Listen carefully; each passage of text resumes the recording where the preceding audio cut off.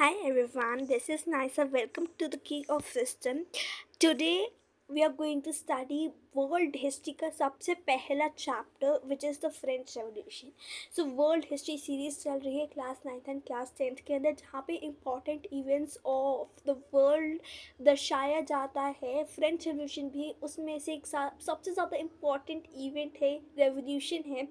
अब ये जो फ्रेंच रेवोल्यूशन है, इसका one of we consider it as one of the most important revolution, but साथ ही साथ हम इसको ब्लडीएस्ट रेवोल्यूशन भी कहते हैं, क्योंकि यहाँ पे लड़ाई लोगों के बीच में नहीं है. यहाँ पे लड़ाई है किंग के साथ. अब किंग के साथ है यानी कि सोल्जर तो होंगे ही, तो यहाँ पे बहुत लड़ाई होती है. बहुत ब्लडीएस्ट रेवोल्यूशन रहा है फ्रेंच रेवोल्यूशन. और साथ ही साथ फिर सी है, क्योंकि फ्रेंच रेवोल्यूशन हम कंसिडर करते हैं one of the most important revolution, यानी कि इसमें कुछ खास बात तो होगी ही, इससे कुछ ऐसा पनपा होगा, कुछ ऐसा ऑरिजिनेट हुआ होगा जिस वजह से हम इसको फ्रेंच रेवोल्यूशन को one of the most important revolution मानते हैं. तो actually you understood it very correctly, right.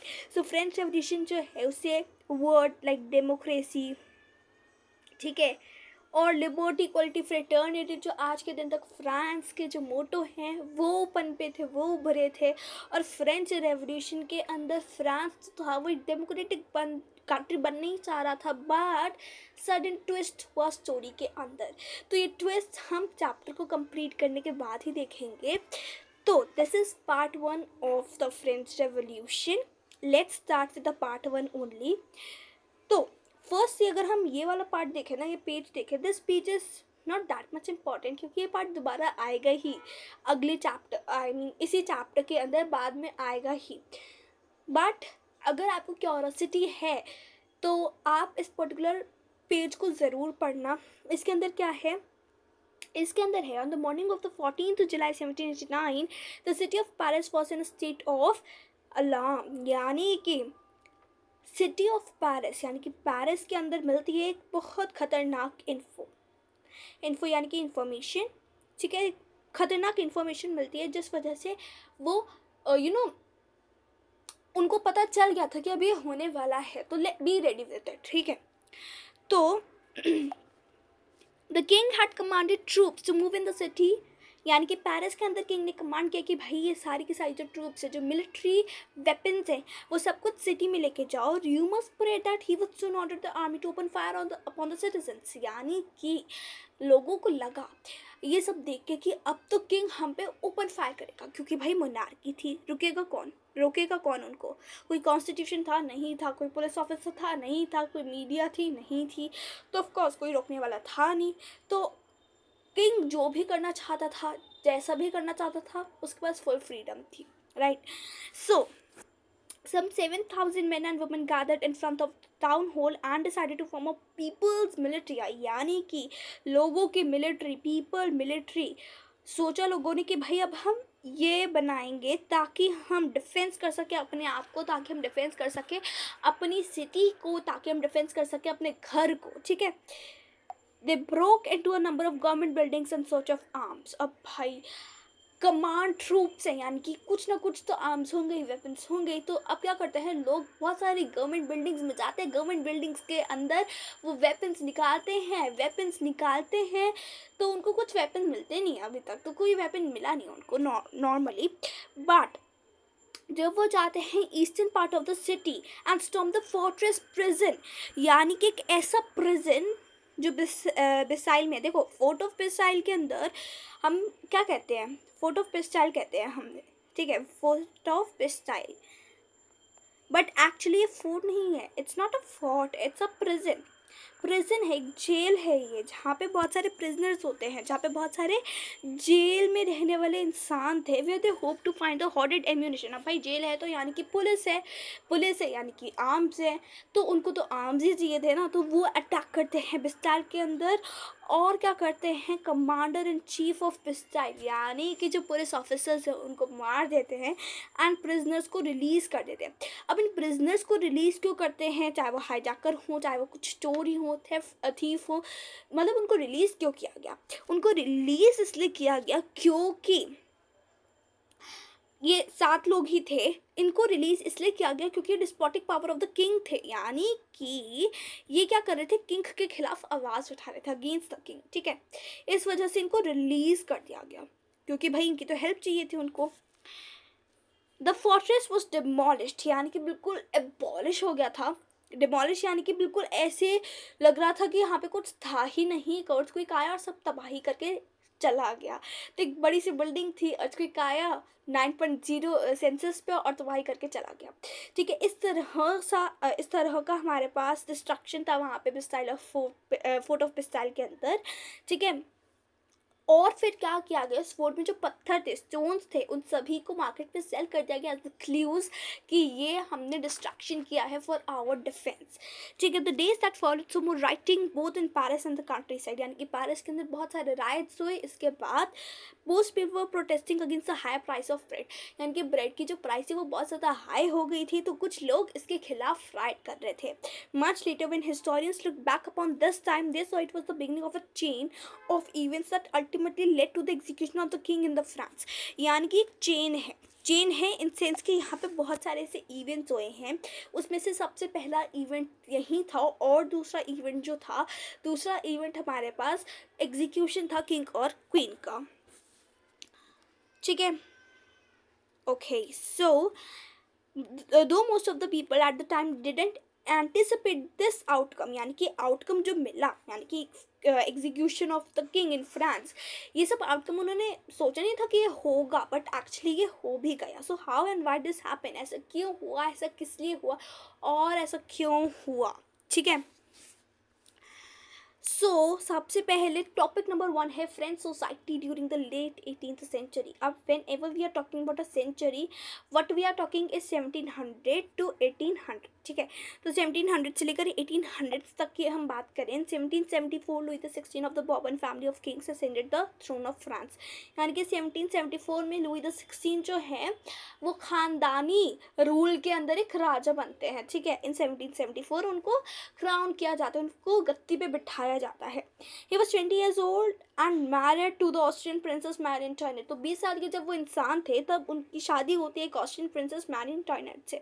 Upon his succession to the new king found an empty treasury, यानी कि एसेशन हुआ है, यानी कि उन्होंने असेंड किया थ्रोन को, फिर भी उनको कुछ मिला नहीं, उनको कोई ट्रेजरी नहीं मिली, उनको कोई पैसा नहीं मिला।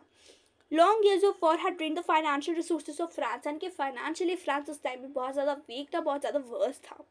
Added to this was the cost maintaining an extravagant court at the immense palace of Versailles, यानी कि एक बहुत बड़ा पैलेस ऑफ वर्साइल्स था जिसको मैनेज करना, उसके कोर्ट को मैनेज करना लुई द 16 के लिए ये भी इतना मुश्किल हो गया था, तो वो क्या कंट्री को संभाल पाएंगे? Of course not. Added to this was the cost of maintaining an extravagant court and the immense palace of Versailles. Under Louis XVI, France had the 13 American colonies to gain their independence from the common enemy Britain. अब देखो एक common सा but easy way में आपको ये समझाती हूँ। France, ठीक है, फ्रांस और ब्रिटेन ये दोनों थे हमारे पास कॉलोनाइजर्स। अब कॉलोनाइजर्स तो हैं वो कॉलोनीज बनाते हैं ताकि वो क्या कर सके, नेचुरल रिसोर्सेज को एक्सट्रैक्ट कर सकते हैं, यूरोप में बेच के बहुत पैसा कमा सकते हैं, उनकी कंट्री को बहुत डेवलप्ड कर सकते हैं, राइट। तो फ्रांस और ब्रिटेन भी कॉलोनाइजर थे और फ्रांस और ब्रिटेन को भी चाहिए था कि वो ज़्यादा से ज़्यादा लैंड और ज़्यादा से ज़्यादा जीडीपी कंट्रोल करे पूरे वर्ल्ड की। तो फ्रांस जो था वो अमेरिका की हेल्प कर रहा था क्योंकि अमेरिका जो था वो ब्रिटेन का कॉलोनी था, ठीक है। तो फ्रांस जो था वो अमेरिका की हेल्प कर रहा था अगेंस्ट द ब्रिटेन, वो ब्रिटेन के अगेंस्ट लड़ाई कर रहे थे। इस वजह से फ्रांस और अमेरिका एक साथ आए। अमेरिकन वॉर ऑफ इंडिपेंडेंस में फ्रांस ने उसकी हेल्प करी और ब्रिटेन के खिलाफ जंग छेड़ दी, ठीक है। पर उसकी वजह से क्या हुआ, उसकी वजह से मोर देन 2 बिलियन लिवरेज का डेप्ट उस पर आ गया। मोर देन 2 बिलियन लिवरेज का डेप्ट जो था वो बहुत पैसा होता है जो देना बहुत ही ज़्यादा मुश्किल था। सबसे पहले इकोनॉमिकल कंडीशंस कैसी थी, इकोनॉमिकल कंडीशंस ऐसी थी, पहला तो पॉइंट हमारे पास ये आ गया कि helping American war of independence, ठीक है, helping American war of independence,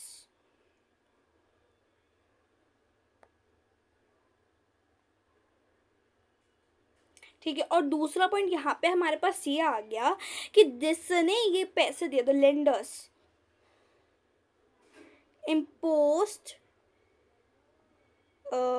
okay, imposed the, you know, interest of 10%, interest of 10%, ठीक है।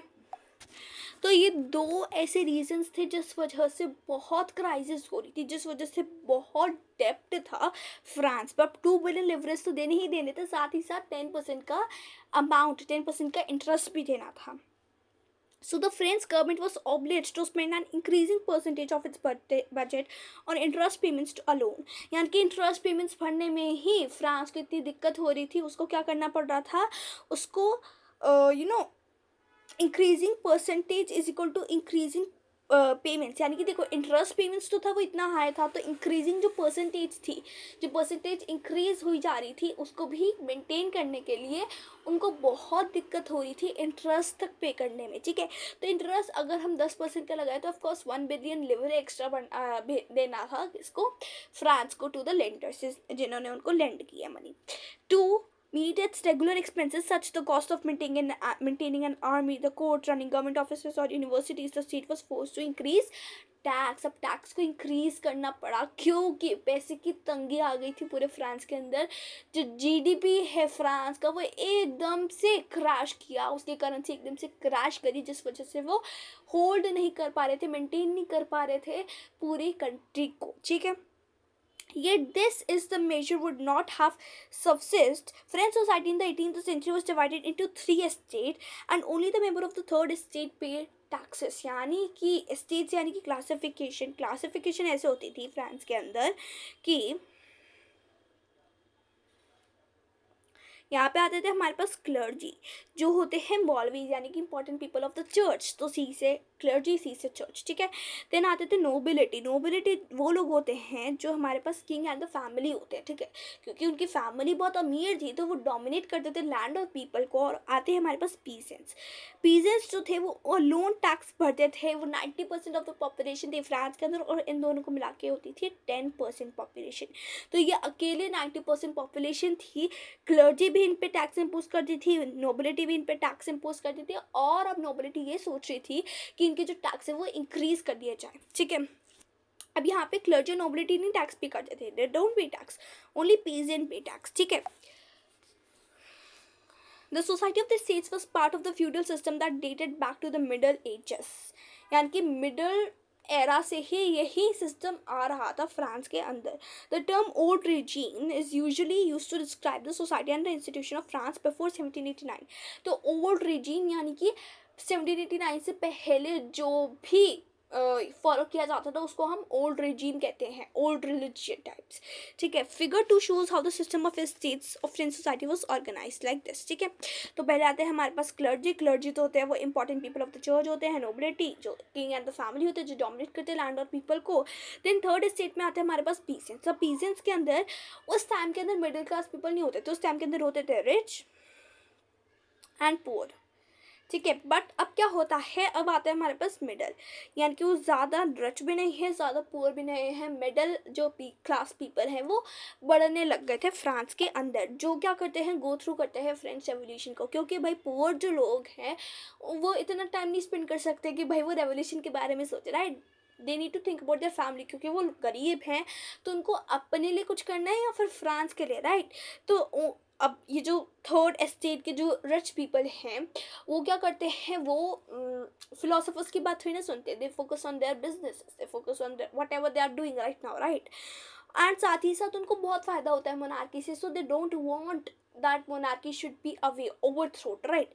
तो मिडिल क्लास पीपल ही बचते हैं। तो मिडिल क्लास पीपल क्या करते हैं, गो थ्रू करते हैं पूरी की पूरी सिचुएशन को, पूरे फ्रेंच रेवोल्यूशन को, ठीक है। Okay So the member of the first estates, that is clergy and nobility, enjoyed certain privileges. So यहाँ पे livre unit of currency in France discontinued in 1794। Clergy is the group of persons invested with the special functions in church, ठीक है। तो यहाँ पे birth privileges बहुत मिलती थी क्लर्जी और नोबिलिटी को, क्योंकि वो बहुत ज़्यादा टैक्स इम्पोज करते थे पीजेंट्स पे, तो उन पे बहुत पैसा था, बहुत लग्जरी थी उनके पास, इस वजह से वो बहुत लग्जरियस लाइफ जीते थे और बाय बर्थ उनको बहुत प्रिविलेजेस मिलती थी. The most important of these two was exemption from paying taxes to the state. यानी कि वो स्टेट को, यानी कि वो रूलर को, यानी कि वो गवर्नमेंट को टैक्स बिल्कुल भी पे नहीं करते थे. These include the feudal dues which they extracted from the peasants. यानी कि feudal dues जो peasants से वो लेते थे पर खुद नहीं देते थे. उसके साथ peasants were obliged to render services to the landlord, to work in his house and fields, to serve in army or participate in the building roads. यानी कि लेबर वर्किंग ये सब कुछ जो था उसके अंदर बर्थ प्रिविलेजेस क्लर्जी नोबिलिटी को मिलती थी, ना ही वो टैक्स पे करते थे और टैक्स एक्सट्रैक्ट करते थे पीसेंट्स से. ठीक है, तो church to extract its share of taxes called tithe. तो चर्च जो लेते थे उसको हम कहते हैं tithe from the peasants. And finally all the members of the third state had to pay tax to the state. तो ये तो चर्च की बारी हुई, चर्च लेता था उसको टीथे कहते हैं. जो टैक्स डायरेक्ट टैक्स होता है, यानी कि जो वो टैक्स जो किंग के पास जाते हैं उसको टाइली कहते हैं. अब टाइली डायरेक्ट भी होता है, इनडायरेक्ट भी होता है. ये जो टीथे का टैक्स है ये डायरेक्ट टैक्स होता है जो चर्च जाके लोगों से लेती है. डायरेक्ट टैक्स टाइले भी होता है बट वो इनडायरेक्ट टैक्स भी होते हैं, यानी कि ब्रेड पे, गवर्नमेंट ब्रेड्स पे, जो वो पे करते हैं पैसे ब्रेड के लिए, वो सब भी टैक्स के अंदर आता है. ठीक है, साथ ही साथ सॉल्ट या टोबैको टाइप ऑफ एल्कोहल, इन सब को लेने के लिए भी उनको एक टैक्स देना पड़ता है स्टेट को. ठीक है, तो इस जो टैक्स का बर्डन था वो सिर्फ थर्ड स्टेट के पास था, ना कि फर्स्ट स्टेट के पास था, ना ही सेकेंड स्टेट के पास था. ठीक है, now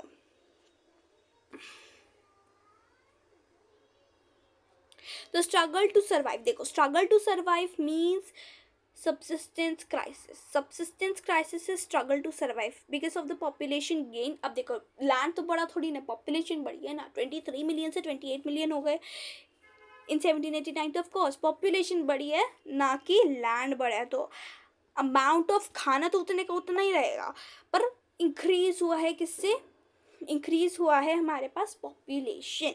so production of grains could not keep pace with the demands, so the price of the bread which was stable diet of the majority rose rapidly.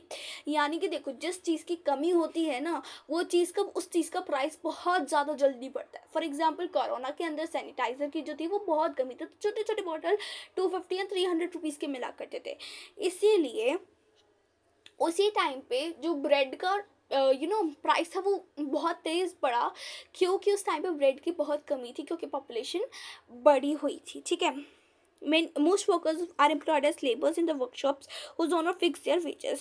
यानी कि कुछ लोग लेबर थे जो दूसरों के घर घर जाकर काम करते थे, but wages did not keep pace with the rise in prices. यानी कि लेबर का जो वेजेस था वो इतना भी नहीं था कि भाई वो मैनेज कर पाए, स्टेबल कर पाए अपने हाउस को. ठीक है, so the gap between the poor and the rich widen. यानी कि पुअर और रिच के अंदर जो दूरियाँ थी वो और भी ज़्यादा बड़ी होती गई.